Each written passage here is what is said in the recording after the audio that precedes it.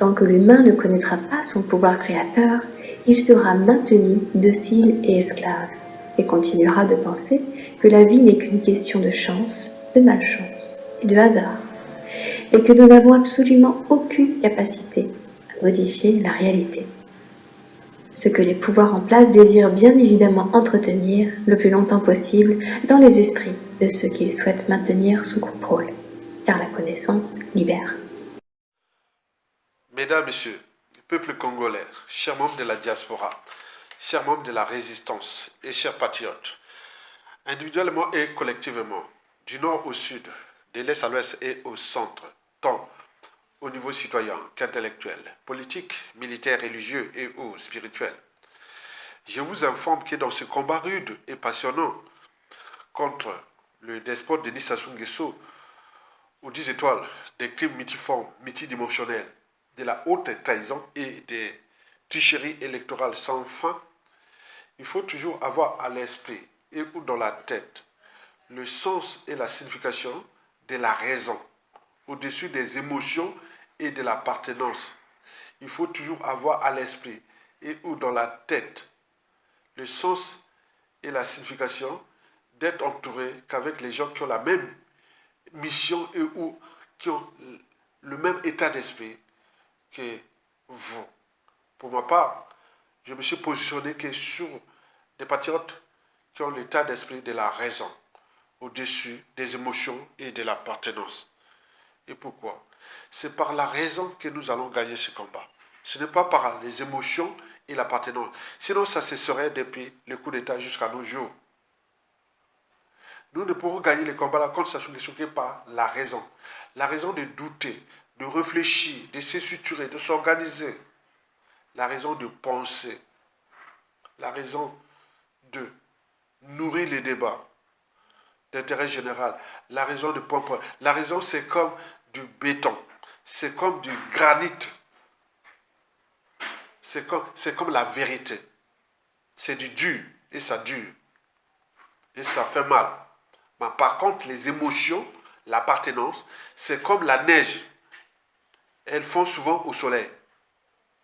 Donc, et nous, depuis le coup d'État jusqu'à nos jours, en janvier 2026, il y a des gens qui sont toujours là, comme entraînés, conditionnés, même sous emprise, je dirais même prédisposés aux émotions et à l'appartenance.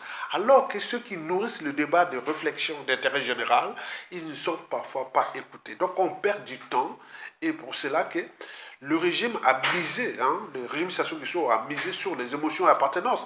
Il y a des relais, des influenceurs qui jouent à ces émotions et on perd du temps. Et donc là, ici, je vais vous lire la sémantique d'un compatriote qui est du Nord, Congo, et qui me dit souvent que bon, ben, je ne veux pas aller lire là parce que le Nord, sous Sassou Nguesso, est déjà souillé, et déjà ça ne sert à rien.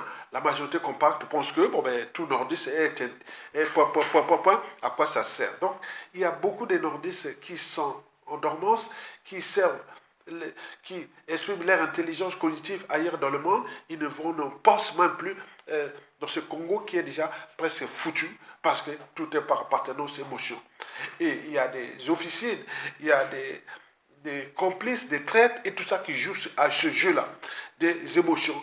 Et ça marche à travers les médias réseaux sociaux et les gens ne savent pas qu'ils sont dans le tournoi, dans la nasse de l'appartenance et autres. Donc ici, je vais vous faire passer un message qui vient d'un compatriote du Nord. C'est rare que dans mes vidéos, j'ai toujours fait passer les messages de nos compatriotes du Sud qui s'expriment facilement. Mais au Nord, là-bas, c'est comme un peu, ils sont tétanisés, bloqués. C'est vraiment le problème, quoi. Et parfois, beaucoup, historiquement, ils venaient m'insulter, ils venaient me point, alors que nous sommes tous des Congolais et on a tout le monde qui est en train de mourir là-bas à cause des conditions de vie indignes, des hôpitaux mouroirs, pas d'éducation et pas ceci. Et donc, beaucoup de ces nordistes qui viennent dire, Aya Tonga, tu perds de temps, Aya Tonga, tu perds. Mais beaucoup, bon, ben, vous savez, dans la vie, on peut tout fuir, sauf sa conscience. Et donc, quand ils viennent insulter, ils viennent dire, ah oui, Aya Tonga, finalement, tu as raison, et autres. Mais on voit aussi les niveaux d'éducation, les niveaux de la culture est là-bas. Comment quelqu'un qui sort je ne sais pas où, vient insulter un monsieur de 60 ans, il ne sait pas qu'il a des enfants, petits-enfants, qu'il a des points, qui sont même plus intelligents qu'eux, et donc il ne sait pas que, attends, je vais être vraiment idiot. Donc on voit l'état d'esprit de ce Congo qui est à la dérive, en perdition. Et donc ici, je vais vous lire la sémantique, le cours en sémantique d'un compatriote du Nord. Je pense que quand tu vas écouter ma vidéo, euh, il va s'engager à faire aussi des vidéos me balancer. Je l'ai dit, bon, ben écoutez, tu fais des bonnes réflexions et qui peuvent intéresser beaucoup pour un peu désintégrer ou, comme on appelle, débloquer l'esclavage mental des nordistes vis-à-vis des Sassou, etc. Donc il faut lire ça en audio ou en vidéo, on va faire le montage pour faire passer le message. Mais je pense que le message, il va l'écouter. Mais je l'invite aussi à beaucoup de nordistes. Vous avez beaucoup des réseaux sociaux et que vous pouvez balancer une information là-bas qu'on va le copier et faire passer. Et donc là, je pense que ce compatriote là, qui est installé en Occident, j'ai discuté avec lui, je pense hier ou avant-hier, j'ai dit, mais c'est pas possible. Vous êtes vraiment des nordistes aussi intelligents comme ça. Ils se cachent passer par là. Mais mon frère, comment on va parler? Puisque ça soit à suyer les Nords sont intelligents. Mais non, c'est pas ça. On a tous eu les mêmes notes. À l'école, on était tout bon, mais non, c'est mesuré. Pourquoi? Non, donc on en parlait comme ça. Donc je l'invite aussi à accompagner la lutte, et comme le fait beaucoup de mes compatriotes du Sud que j'ai publié tous cette année sur 100% de mes vidéos, surtout les compatriotes. C'est plus de 2 tiers sont des sudistes, ils parlent vraiment, voilà. Mais parfois, il faut aussi motiver les gars du Nord pour qu'ils puissent venir accompagner la lutte. Parce que la lutte là, ce combat là, qui est passionnant, qui devient aussi, qui est rude, mais qui devient passionnant, mais il faut de la réflexion. C'est par la réflexion que nous allons gagner ce combat. Et donc, je invite ce compatriote-là que je vais lire des sémantiques. Hein. Les sémantiques, c'est l'étude des sens, hein, des sens et la signification des signes, hein, des sens et signification des signes. Hein, on dit les signes qui ne tombent pas, et on dit parfois des choses comme ça. Tu comprenez ça? Donc, lui, il y a 2 sémantiques ici que je vais vous les lire. La première sémantique, je l'ai lue il y a quelques jours, sous le cas Nitou, Roland Nitou et Pasteur Tommy. C'est sa sémantique que ce compatriote du Nord-là a écrit. Et donc, je vais lire celle-là, les 2 sémantiques-là, qu'il a postées, je pense, il y a 2, 3 jours. Et il y a une qui se passe hier. Et donc, je vais vous les lire et chacun doit réfléchir. Retenez bien que c'est par la raison. La raison, c'est le béton, c'est le granit, c'est la vérité. On se soutient, on s'organise et autres qu'on va gagner. C'est pas par les émotions et l'appartenance. Qui est passé le nord, du sud, de l'est, on va écouter que celui qui est de ta tribu ou de ta région ou autre. Non, non, c'est pas ça. Les émotions, l'appartenance, c'est comme la neige. Ça se fond au soleil. Donc, or, la raison, il faut aller vers la raison. Ceux qui amènent les réflexions. Je mets les analyses qui touchent les sciences de l'environnement du pays, l'économie, les points, les réflexions, personne ne vient voir. Mais il faut balancer. Ah tiens, on a tapé un tel, on a vu un tel, les gens pleurent et autres. Les gens viennent. Mais là, non, non, c'est pas ça. Donc on doit structurer comment le dégager et rentrer dans une communion nationale de transition civile et militaire pour la restauration du pays et la refondation d'une nation nouvelle. On donne ces idées, mais qui capte ça? Rien du tout. Donc les gens sont ailleurs, c'est vraiment pour les, les éclairer, les intellectuels se disent que nous avions des soucis. Et c'est pour cela que ça on abuse de nous et jusqu'à combien de temps encore. Mesdames, Messieurs, peuple congolais, chers membres de la diaspora, voilà pour l'introduction à ce débat et que je vais ici lire les 2 sémantiques publiées par notre compatriote M. Popoy. Ok? Voilà. La première sémantique sur 2 est la suivante. Les gardiens du navire ont envoyé un captif dire aux médias que le vigile va gagner.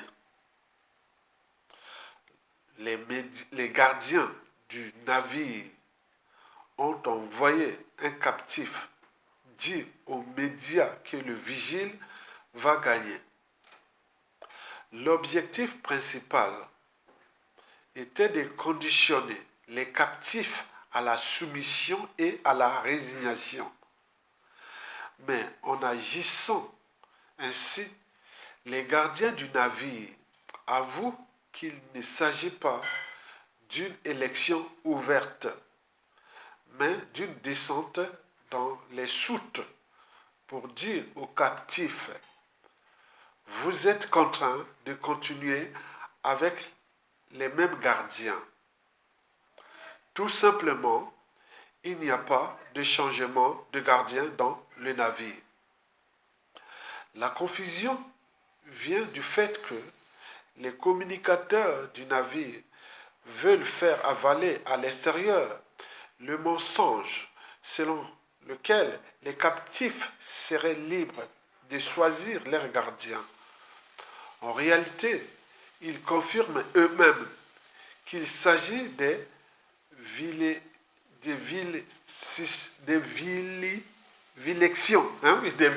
des vigilections, voilà, puisqu'il ne peut y avoir d'élection dans un navire rempli de captifs sans pouvoir marchand. Voilà le premier sémantique. Je peux vous les lire. Donc, le gardien du navire, en fait, c'est Sassou Nguesso, qui a envoyé un captif aux médias que le vigile va gagner, c'est-à-dire Sassou va gagner. L'objectif principal était de conditionner les captifs, c'est-à-dire les Congolais, à la soumission et à la résignation, que de toute façon, c'est fini, il va gagner. Mais en agissant ainsi, les gardiens du navire avouent qu'il ne s'agit pas d'une élection ouverte, mais d'une descente dans les soutes pour dire aux captifs: vous êtes contraints de continuer avec les mêmes gardiens. Tout simplement, il n'y a pas de changement de gardien dans les navires. La confusion vient du fait que les communicateurs du navire veulent faire avaler à l'extérieur le mensonge selon lequel les captifs, c'est-à-dire les Congolais, seraient libres de choisir leur gardien. Qui? M. Sassou. Et en réalité, ils confirment eux-mêmes qu'il s'agit c'est un néologisme, hein, il s'agit de vigilection, oh mon Dieu, de vigilection, puisqu'il ne peut y avoir d'élection dans un navire rempli de captifs sans pouvoir marchand. Voilà pour la première sémantique. Maintenant, lisons la deuxième sémantique et la dernière. Le Congo, un navire en perdition. Le premier événement structurel que je vais suivre est celui du Congo, que j'appelle Amistad, en référence au navire esclavagiste de 1839 qui transportait des captifs africains vers le Brésil. Officiellement, la traite négrière était déjà interdite sur le papier. Mais dans les faits, les pratiques se poursuivaient. À bord de ces navires se déployaient toutes les dynamiques classiques entre dominant et dominé. Et comme l'histoire l'a montré, le navire n'est jamais arrivé à destination en raison de la révolte des captifs.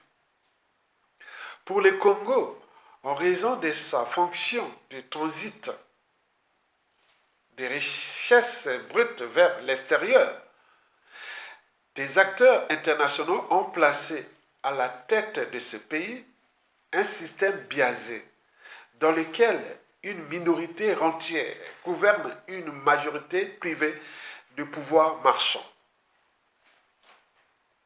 Mon attention se porte ici sur la notion du seuil de tolérance.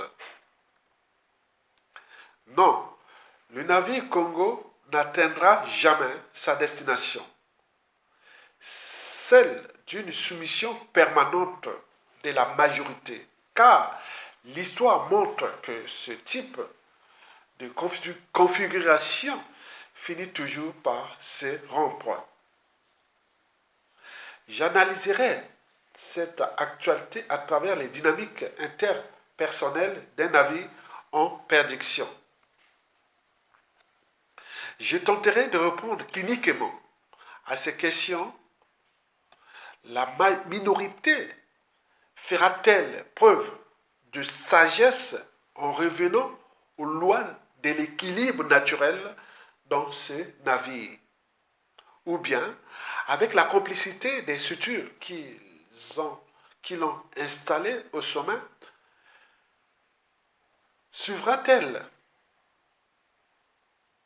la voie de la radicalisation, comme l'on observe ailleurs, jusqu'à envisager des formes extrêmes de violence politique comme un génocide?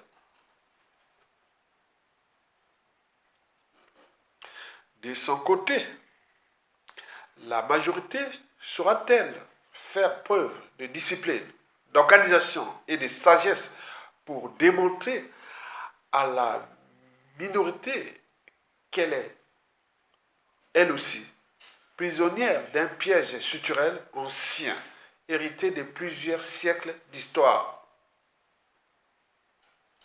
Bref, au Congo, beaucoup parleront des rôles, de personnes ou de visages. Pour ma part, je resterai résolument concentré sur les fonctions, sur les forces structurelles qui dominent ce navire et sur les mécanismes profonds à l'œuvre de cette tragédie humaine en cours. Voilà, donc, le bateau là, que vous voyez là, mesdames, messieurs, c'est l'Amistad. Vous savez que la moitié du 19e siècle, il y avait déjà l'abolition de la terre négrière. Mais il y avait des navires qui venaient prendre les captifs. Nous, les Africains, ils amenaient passer par là. Voilà. Donc l'Amistad, ça partait au Brésil. Donc, et quand ils vont avoir l'information que, voilà, la terre négrière se finit, et donc ils vont se révolter, et le bateau n'arrivera jamais au Brésil. Et donc il faut en tenir compte de ça, et ces bateaux-là, on va les détourner et les ramener jusqu'à aujourd'hui, comment on appelle, en Sierra Leone ou voilà, en Afrique de l'Ouest, là, vous savez ça. Et donc nous, c'est pareil. Donc Sassou ne vaincra pas contre nous, peuple congolais. Et donc nous sommes là en train de... Donc il faut s'informer. Il faut se dire qu'il n'a pas de pouvoir. Parce que ceux qui l'ont placé là, Sassou Nguesso là, c'est comme ce fait autour de la terre négrière ou de la colonisation. Donc nous devons en tenir compte de ça. Donc nous devons se battre. Nous sommes tous des captifs. Hein. Et donc il faut se battre, se révolter. Les esclaves se sont révoltés. Et donc si on ne se révolte pas, peine perdue. Donc nous allons dans cette configuration-là. Parce qu'on a dit que ça soit allé gagner, il a envoyé les communicants, que l'élection est ouverte. Et est-ce qu'on va changer de paradis? On va changer de système par des élections? Non, c'est par la rue et ou un coup d'État. C'est par la rue et un coup d'État. C'est par la rue et un coup d'État. C'est par la raison et non par les émotions et l'appartenance. C'est par la raison et non par les émotions et l'appartenance. Donc venez écouter ceux qui réfléchissent. C'est du béton, c'est la vérité. Parce que structure, ils donnent des projets de la presse à Sassou. Et vous préférez aller sur le motion, un gars du coin ou un gars qui veut vous animer ou autre. Après, c'est comme la neige au soleil. Elle se fond. Et quand se fond, on se trouve avec la gueule de bois. Or que la raison, vous allez loin avec la raison. Donc, écoutez l'histoire de ce frère, de ce compatriote-là. J'y reviendrai. Est-ce qu'il suffit de ne plus obéir pour être libre ? C'est la question que se pose Étienne de la Boétie dans le discours sur la servitude volontaire. Si tu ne connais pas ce texte, il a été écrit par un jeune homme de 18 ans en 1548. Et pourtant, il est toujours d'actualité parce qu'il questionne les mécanismes de la soumission et la légitimité du pouvoir. Je t'explique l'idée principale en 2-3 minutes. Dès la première page, la Boétie expose son projet. Je voudrais seulement comprendre comment il se peut que tant d'hommes, tant de nations, supportent quelquefois un tyran seul qui n'a de puissance que celle qu'il lui donne. Là déjà, il y a deux choses. Les hommes se disent contraints d'obéir à l'autorité, mais ils pourraient numériquement la renverser. Donc ce n'est pas comme ça que fonctionne le pouvoir. Un tyran n'a de puissance que celle qu'on lui donne. Donc dès le départ, c'est une clarification importante. La domination n'est pas quelque chose que l'on subit passivement, sinon il suffirait de la contester. La domination, c'est quelque chose qu'on participe activement à produire. C'est la servitude volontaire. Le sujet participe à la domination qu'il subit. Reste à savoir pourquoi. Pourquoi est-ce que l'on préfère se soumettre plutôt que d'assumer notre liberté ? Étienne de la Boétie donne 3 explications. La première raison de la servitude volontaire, c'est l'habitude. Par la tromperie ou la violence d'un tyran, mais aussi la lâcheté et la médiocrité de certaines personnes, la tyrannie s'installe. Mais ensuite, c'est l'habitude d'obéir qui fait que la tyrannie reste. Ceux qui vivent depuis longtemps ou naissent dans une tyrannie ne savent plus ce qu'est la liberté, donc ils ne peuvent plus la désirer. N'ayant pas même vu l'ombre de la liberté et n'en ayant pas entendu parler, ils ne ressentent pas le malheur d'être esclaves. La deuxième raison qui fait que l'on accepte la tyrannie, c'est que le tyran distrait le peuple et le rend bête. La Boétie écrit « Tous ces peuples se laissent promptement allécher à la servitude pour la moindre douceur qu'on leur fait goûter. Les jeux, les farces, les spectacles et autres drogues de cette espèce étaient pour les peuples anciens les appâts de la servitude, le prix de leur liberté ravie, les outils de la tyrannie. » Ça me semble terriblement d'actualité. Et la troisième raison pour laquelle on se laisse soumettre, c'est que les tyrans usent d'artifices pour paraître plus intelligents, plus importants et donc plus légitimes à avoir le pouvoir. Et ça aussi, c'est très d'actualité. Donc Étienne de la Boétie ne nous accuse pas de nous laisser tyranniser et de ne pas vouloir être libres, non. Il nous invite plutôt à prendre conscience de la vraie nature du pouvoir pour s'en débarrasser. Parce qu'aucune tyrannie ne peut durer sans qu'à un moment ou un autre, on y participe. Non seulement en obéissant, mais aussi en faisant obéir les autres, en participant alors soi-même à la tyrannie. Et la fin du texte insiste beaucoup là-dessus. Pour Étienne de la Boétie, il existe des relais, des serviteurs du pouvoir qui l'aident parce que le pouvoir leur profite. Parce qu'ils préfèrent leurs petits intérêts personnels que l'émancipation collective. Mais alors qui sont ces serviteurs de la tyrannie ? Alors certains le sont plus que d'autres, mais on l'est tous un peu parfois en réalité. Toutes les fois où on défend nos intérêts aux dépens des autres, où on ne respecte pas leur liberté, où on donne des ordres. Toutes ces fois, on entretient une tyrannie dont on est aussi la victime. Et c'est pas vraiment de notre faute, car on est tellement habitué à la tyrannie qu'on finit par y participer. Mais il faut s'interroger, je me plains de l'injustice, mais quand est-ce que moi aussi j'y participe ? Il y a donc une responsabilité collective, non pas de combattre la tyrannie, mais juste d'arrêter de la soutenir en refusant d'obéir et de faire obéir. Finalement, Étienne de la Boétie propose un programme moins ambitieux, mais très enthousiasmant contre la tyrannie. Ne pas cautionner la tyrannie et encore moins y participer. Et retrouver le désir de la liberté, notamment en s'éduquant. D'ailleurs, à la toute fin du texte, Étienne de la Boétie écrit « Apprenons donc, apprenons à bien faire, levons les yeux vers le ciel pour notre bonheur ou pour l'amour de la vertu. » Comme d'habitude, le texte est dispo en PDF sur mon profil TikTok. Donc pensez à vous abonner et surtout à repartager la vidéo, c'est super important. Et puis dites-moi en commentaire, d'après vous,